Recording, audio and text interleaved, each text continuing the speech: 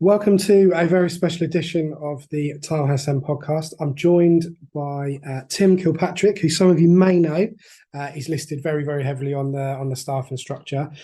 Before we go any further, we're kind of coming straight off the back of the Purple Tail event last night, and I'm pleased to say that he has been home and he has changed his clothes. So, Tim, how are you this morning, mate? Yeah, fine, thank you. Thanks for having me. It's a bit tired.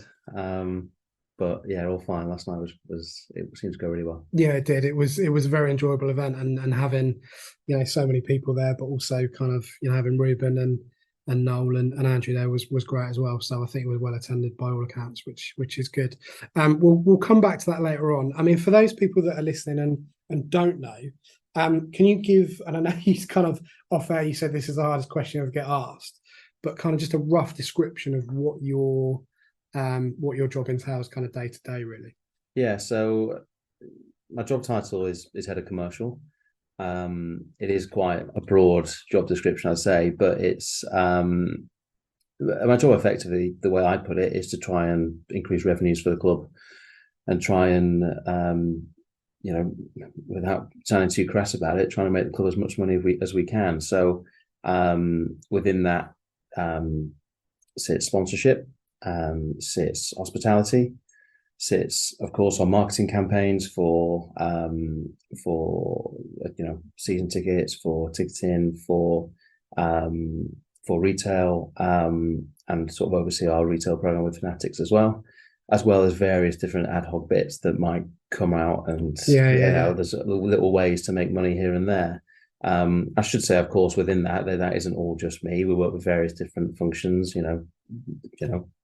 Paul Collins, our head of ticketing, who manages that brilliantly. We've got Rob, who manages our CRM, and various different staff that all contribute towards that. But I think, as many people know, the Reading Football Club way of working is everyone just mucks into whatever the job is needed. There's no such thing as that's not my job. Everyone pulls in to try and make things go as best as we can. Yeah, I mean, I think that's the thing. It's obviously we're coming off, a fairly difficult period of time, and you've been here for fairly difficult times as well. And one of the most positive things to come out of this pre-season is, having the kits, which, to be honest, are completely and utterly bonkers in some respects. But I know that you are, kind of discussions that we've had previously, that you are kind of fairly responsible for creating those kits, right? And I think, one of the things here is that you might be in danger of kind of doing yourself a disservice in terms of how much you put into that. Before we get into the individual kits, obviously we've got this deal with Macron, who, in my opinion, are infinitely better than previous kit suppliers that I won't name personally. I know that a lot of people are very, very into the kits this year, but likewise, they've kind of split opinions. Mm-hmm. Before we kind of get into specifics of the shirts and the kind of where your ideas came from to make those, just talk us around kind of the design process in terms of how those kits go from, notebook, laptop to actually being in the shop as they are right now today on the, 4th of August? Yeah, they're there right now, guys, and it's very busy. So get your shirts while you can. So it's it is quite an interesting process, and one which before I worked at the club, it's hard to really understand it unless you do it. I think, a lot of the credit also needs to, of course, go to Macron because, as you sort of mentioned, versus other brands and other ways of doing designing their kits, you do have complete flexibility in what you can do. To go right back to the start, I think when I first arrived at the club, I inherited I arrived just in January 2019, so it was the last year of the Puma partnership, and then going into the Macron partnership, and the kits have already been designed, everything like that. So the kits, they went on store in the summer, and they were very, very nice kits. If anyone remembers, quite classy. The nice blue and white hoops with they had quite a classy button collar. And there was a nice black and sort of burgundy red away kit, which was really nice. I wasn't involved in that, but they were very nice. And then I think historically what the club had been at the process, and this might have been because of the limitations of other brands and stuff, it was almost a case of just do a nice kit and you try, or the brand might come to you and say, these are your options for this year. Which do you like the best? Yeah, we'll go with that one. Looks okay. Let's see if the fans like it. So they would literally give you sort of 3 or 4 options, and you go. I believe so. Yeah. I say I wasn't working at the club at this time. I believe so. I'm not, and I certainly don't want to do that as a discredit to any other brands, because you know, let's say Puma as an example. I know the club had a fantastic working relationship with Puma, and I still keep in touch with them now, despite us not being their partners. But I believe that was the case. I think that's probably the case for a lot of brands. But technology evolves and working ways evolved, and what we sort of started to work on was, and we had the perfect opportunity for it because of the anniversary year. So the first kits I designed alongside a chap called Mark Ilsey, who you probably know, Ben. He doesn't work with us now, but we both worked on the kits for the 2021 campaign. I say, try just to make some nice kits. And that was obviously, it's hard to describe it. It was obviously blue and white hoops, and we had the red kit as the away kit. And they went okay.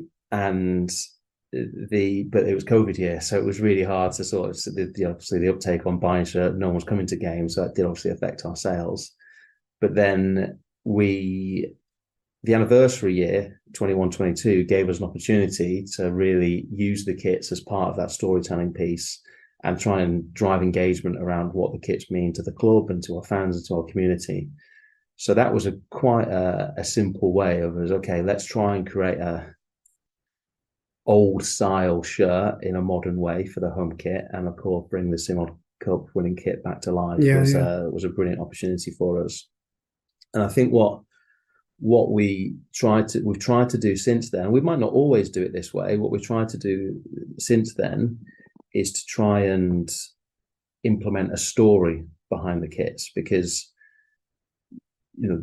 kits mean something to the town and to our fans and to our people. So and what that story is, you're always sort of trying to define. But for last season being 22-23, it coincided with, and there's a long way of answering the whole process, but so about a year, 18 months in advance, I'd had this meeting with the University of Reading, who told me all about the climate initiative, the climate stripes, and what they were doing there, and it felt like a perfect way to work together. So effectively, I went to a couple of guys internally and said, I think we need to put this in the kits in some way. It's a great story. Got a few funny looks, and thought I think it might work. So the process from there is, so where are we now? We're in August. You'll start the process of designing a kit in May of the previous year. Okay. So as an example, in May just gone, we started the design process for next year's kits for 24-25. So it is an over a 12-month process. You send a brief to Macron, and they'll come out with they'll send you some ideas from the brief. And I'm sure Macron probably wouldn't like it if I said I usually send them a brief and then I usually tell them something completely different. But after you've got the brief and you've got a base of what you want to do, last 2 years, I think it's just been me, but previously myself and Mark would fly out to Italy, you sit down with the designer, big screen, almost like, I used to play Pro Evo and FIFA growing up, and you design your own kits. That really is what it is, and it's you're trying to create a kit that our fans will like, that I like. I'm a football fan, and you try and make a kit that looks nice and it's got some sort of story behind it. So that design meeting takes place in June, and the idea is to leave Bologna, which is where Macron are based, with a series of kits and training kits which you're happy with.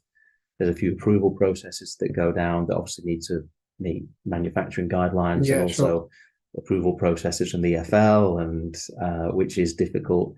Colourblind rules, which we need to play into now, and place your orders by the end of August, and from there, that's ideally by the end of August. It is a challenge to always meet that, and then from there, it's a 9-month manufacturing process where we need to wait for the goods to be delivered. I mean, I think you described the process really well, and what I'm getting is that you're basically living the dream of a football fan, right? In terms of actually, because everyone wants to design a kit, right? Everyone's got their favourite kits. Me personally, I like a lot of the national kits because there's no sponsors on there, and I think my frustration with previous shirts is that when we had Waitrose, for example, the colour of the sponsor was like well off, and Carabao, so we had like there was a kit that was orange made by Puma, but the massive Carabao logo was red. Yeah. So kind of the red and orange, it was just like, it's almost kind of sensory overload, really. You mentioned about the kind of story of the kits and how that's kind of marketed and what people see that as. And in some respects, same with the player reveals, that's almost become just as important as the product or the player that's been announced. If we look at the 3 kits, this season, it's fair to say that they've gone in a completely different direction. And again, from a personal point of view, I think the home shirt's too much. However, my daughter, who is 8, who is not into football but is forced into that, I was showing her the kits this morning before I left to come here, and straight away she could see the water tower. Because actually that's just around the corner from where we live. Same with the Blade, same with the Forbury Gardens, all that kind of stuff. And in terms of all of the kits, the away kit generally, and I'm not just saying this because you're sat, a couple of yards away from me, but it's one of the best kits I've ever seen that this club's had, because it's iconic, and it's not watered down. It's a really nice colour. Like the Forbury line is just, or the Malvern line even, is just very, very iconic to this town. And if you've grown up with that, you literally physically want to buy into that. Obviously last night, and we'll loop back around to that later on, but the reveal of the Amazons and having that, literally the purple turtle kit, just incredible, really. I mean, what was your thinking behind creating, first of all, the 3 kits, and there's kind of a theme there, isn't there? Yeah. Why was that so important to you to get that in? So because obviously the story behind last year's kits and the climate stripes was extremely successful certainly from a PR perspective. It straight away, almost having done that, you start thinking about what's next. And I think since I've been at the club, which is almost 5 years now, there's definitely been this growing, or maybe not growing, but there's been a feeling, I think, of the club has come a little bit disconnected with the actual town itself, and that's something which we need to do everything we can to try and bridge that gap, because as you can probably tell by my accent, I'm not from Reading. I'm from Blackpool. So last season was a fantastic season. But are you a Blackpool fan? Sort of. When you're from the area, obviously you're a Blackpool fan. I grew up as a Man U fan. Okay. When I moved down to London when I was 18, so I've been down here now almost as long as I've been up north. And it's weird, when you leave the area, you become more of a like proud of Siege LA stuff. Yeah. But I will say, for anyone listening, I get thrown this all the time. Trust me, last season when we were playing Blackpool, like every single part of me wants Reading to win. When you work at a club, you are completely immersed in it affects your life. So yeah, let's, for the record, but yeah, I grew up in Blackpool, and I think that if you'd have asked me to say, tell me something about Reading, I'd have said, well, Blue White Hoops, Kevin Doyle, Shane Long, Stephen Hunt. So I think the football club has got a responsibility to communicate the town. I think, most people around the country, we represent the town. So it's important that we're talking about the town in a positive way. And that was really what I tried to do with the climate stripes. And of course, the biggest message was around sustainability. And, it's, not everyone on Twitter agreed, but I think most people would agree that people do need to make differences to try and help everyone. But when it came to this season, I did have a lot in mind about this reconnection with the town. And don't get me wrong, launching some cool kits isn't, or interesting kits, as you put it, Ben, isn't going to fix that in one hit. But the more we can do to try and reconnect the club with the town bit by bit, it's going to have a benefit for the football club and hopefully our community. I'm a big believer. I'd like to think that, let's say, obviously last night's kit, I'd like to think there's a lot of people who love the purple turtle who are going to buy the kit, might not give two hoots about football. And that's a great thing for our football club. I think the objective with kits is, and obviously our replica ranges, for me, yes, it's a revenue driver, but also it's a big engagement tool. It doesn't matter for me what price they're buying it for. Obviously, we've got to set the price, but the more people we can have wearing Reading Football Club shirts, even if they're not football fans, is better for the town. It's only going to grow our fan base and make us more relevant to people in this area. So that was sort of, this scattergun idea in my head of trying to do something with everything being linked to the town. And you see, I'm not going to name any, but you see some other clubs where I can tell they've been given a design and then they've tried to connect. Like there was one club, and I won't say who it is because I know the guys who work there, but they had the exact template shirt of another club, and they tried to make a connection with their, the bricks in their town or something, and it was like obvious that it wasn't true. But the benefit of working with Macron is that we can try and just blank canvas paint this picture. And obviously many people will question the delivery of it, like the home, as you correctly say. Some people, it isn't for them, and some people love it. And I think the good thing for me is that if you take social media as your reaction, you're always going to get, can I swear? Like, yeah. So I mean the first comment after we launched I can't remember who it was. The first comment after we launched the home kit was, "This is shit." And I was like, okay, gotta get better from here. And it's, I think it's one of those, you never, we know, and I know, even doing the very small bits that I do sort of at halftime, you're never going to please everybody. Actually, what I'm hearing from you and what I know of people at the club currently is that they are, you're trying your absolute best to kind of join the dots up. And I think the point you made about, starting from the front in terms of this is what I want the kit to be in terms of the message and the story, and kind of work in that way. And no one's going to be able to rip off the kits that we've got this season because they are completely and utterly unique, and they will be, I don't collect kits personally, but they'll be collector's items moving forward. These will be sold on eBay for hundreds of pounds in a couple of years' time when you can't get them. Going back to your point about people who love the purple tail but don't care about Reading Football Club, again, is really, really key, because like I mentioned earlier about my daughter, she gets dragged to football occasionally. My son's massively into it, so he just wants anything with a Reading badge on. But she said, actually, can I have the home shirt because it's got the water tower on it? And that's, in terms of the pricing point of them as a separate issue, I personally think they're great value, because you look at clubs like Man City, look at clubs like Arsenal, a lot of people in this area probably support those clubs or those bigger clubs. The pricing point for those, I think a name shirt starts at like £75, even for kids. That's insane amount of money for something that they could probably go out of in 6 months' time. Ours, I think, are coming in at 45, are they? Something like that. For kids. Yeah. And then 55 for adults. And, that's really, really good value. I think really, talking about the community and certainly the event last night, you've been pretty clear on kind of what you wanted the kits to be. And you said you're never going to please everyone, and that's just the way it is. Kind of revealing them last night with the Amazons, who are of course a very famous Reading band who are doing massive things in the music world.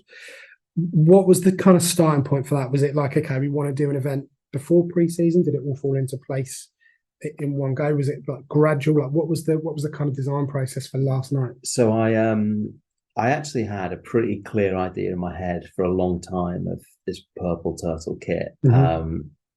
I think the purple turtle is quite an iconic.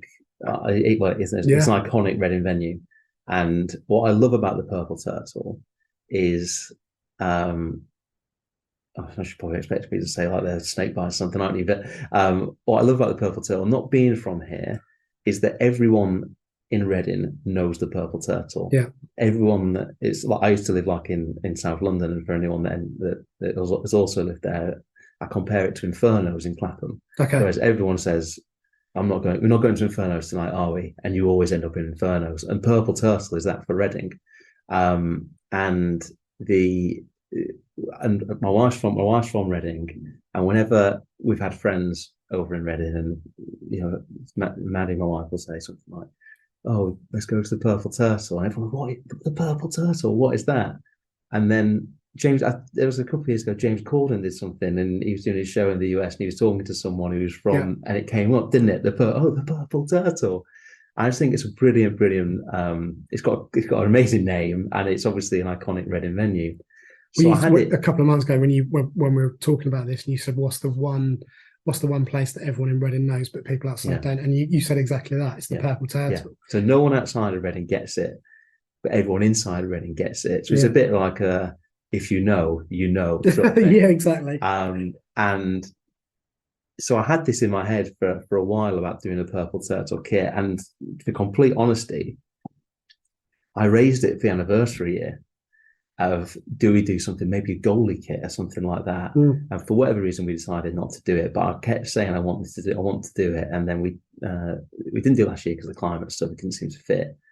And then I had it in my head for a long time. This like pre-season party, Amazons to launch it, and I don't want to make it too complicated. Like the way I tend to work is that it probably frustrates some people who I work with. I have this idea in my head. I'm like, no, we're doing it. Yeah. And so I probably got in touch with the first people I got in touch with was obviously Danny and Greg at the Purple Turtle. I was got in touch and said, look, can I meet if you want to discuss something? So went to the Turtle, and they probably think, oh God, what's Jim trying to sell us? And I was like, I'm not trying to sell you anything. I just want, would you mind if I made a kit that was was Purple Turtle? And I think there are some people you'd say this to might be a bit like, oh, you have to be this, shade of whatever, and we'll have to make sure we cover it. Anyone who knows Danny and Greg, they were just like, yeah, great, crack on. Yeah. So that was that box ticked. The second point was to float this idea past the Amazons. And, obviously we got on quite well with their management team because we've done various stuff with them at the stadium. And it was a very quick, this is what we're thinking to do. Would you like to launch it? This is my idea, surprise Purple Turtle. People don't know the Amazons are coming. You go on stage, take your jacket off, show the third kit. And it was, yeah, let's do it. And people kept asking me, okay, what's the itinerary for last night and things like that. I was like, just go with it. Exactly, band on at night, get your shirt off, get your jacket off, done. And it wasn't like everyone, the guys at the Turtle, the band management, ourselves, it was very much like, let's just do it and have fun. And yeah, I think it turned out all right. And I think, we're sat here at 10 a.m. on Friday after the night. The shirts went on sale at 9 p.m. We've already got our fastest selling shirt for quite some distance for a few years, and it's got a lot of people talking. And as you alluded to, Ben, obviously it's been a tough time over recent months, years, however long you want to go back. And from my perspective, I want to get people talking about the fun things that we do, like supporting Reading Football Club. I can't control everything, there's clearly, but the things that I can control, let's make it fun. Let's do things like last night where people can come, have a good time. And as you can see by Matt from the band, he's incredibly passionate about the club, and we just want to do more stuff where we can to get people talking about us in a positive way where we can. It's not always easy, but I think last night worked really well, and hopefully. Be loud and be proud and back the boys and make some noise. Come on, you Oz! Shout out to this week's podcast sponsor, ZCZ Films, showing that age is no barrier to being a hula hoop. If we can create positivity, it only has a positive impact on the pitch. I think you're right. I mean, in my line of work, people may or may not know, but I work in a local school in a pretty difficult area, kind of economically, and we work very, very closely with the community trust. Mm-hmm. So I know Dave very well, and I know Chris. Harinder obviously comes into school sort of every week, and they are, they've always been kind of really clear on their goals, because obviously they're a community trust, but also they care about, the community quite literally. Mm-hmm. And my kind of impression, not just talking to you, but talking to people like Jackie, talking to people like Paul, in the ticket office and others as well, is that I think the main thing that people forget, and we forget sometimes as fans, is that the people that work at the club away from the first team are actually fans as well. And listening to Noel Hunt last night, and he's a really good example of that in terms of him having really good, quite successful times with the club previously, and then coming back to work here in our kind of, without being dramatic, but kind of darkest hours. People in the building, we're literally sat in the Select Coliseum Stadium. It's very, very busy. People that work here are fans as well. And I think the fact that you guys are recognising that is a really key driver, and kind of taking people with you. And ultimately, it's, for me, in anything I do, it's always about relationships, right? Mm-hmm. And actually, there is a fan to club relationship. And as you alluded to, there's no doubt that over the years, that's maybe been eroded for various reasons, which we won't go into now.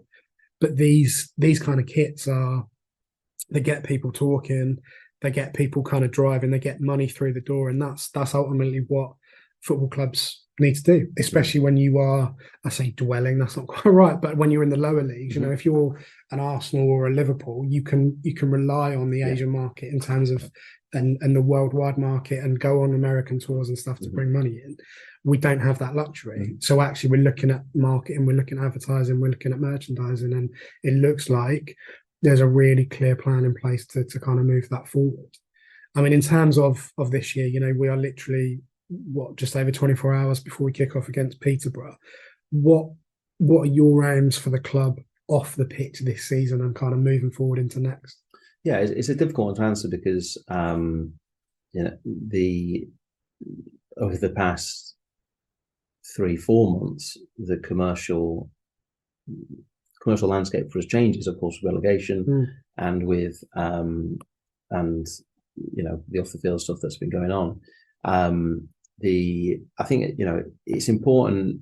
I always think, especially with where we are with the club right now, it's important not just to look at revenue. In my role, it's also to look at engagement and what we can do to. The most important thing we can do as a club is to get fans through the door.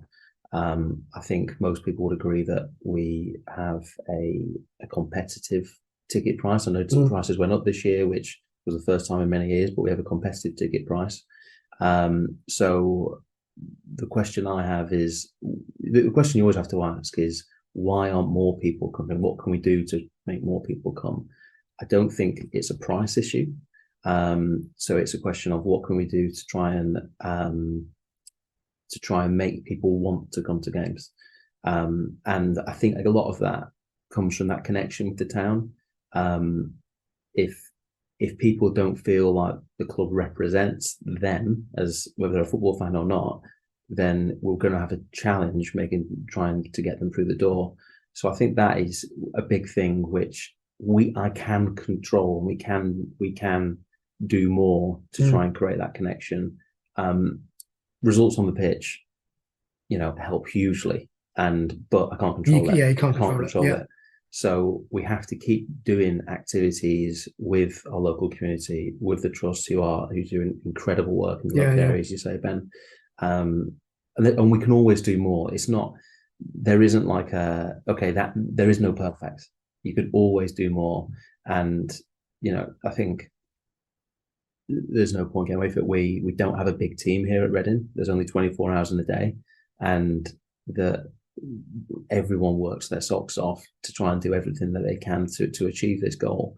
But for me, beyond revenues and maximizing revenues, which ultimately is what I'm judged on, it's about doing everything we can to try and create that connection and get people through the door and in the right way. There's also various different process things which I think we're doing better now than perhaps we have done in the past. Okay.